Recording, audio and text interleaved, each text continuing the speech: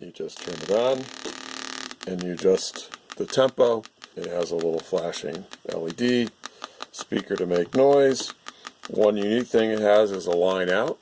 That would be something that a musician might feed into their own amplifier or to make a click track for later playing against. It goes from incredibly slow to what we call ludicrous speed. It also has the ability that if you were going to use the line out, you might not want the speaker to make noise, and you can just put it in the light only mode. The other thing you can do with this, just to maybe a better demo of the low pass filter, is we'll connect the line out to the low pass filter in, and this is with a filter set to the widest bandwidth,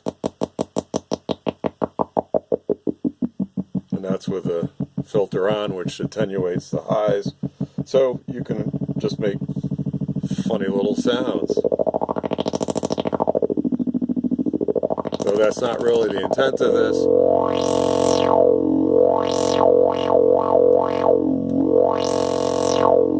It's very fun to annoy other people in your house with.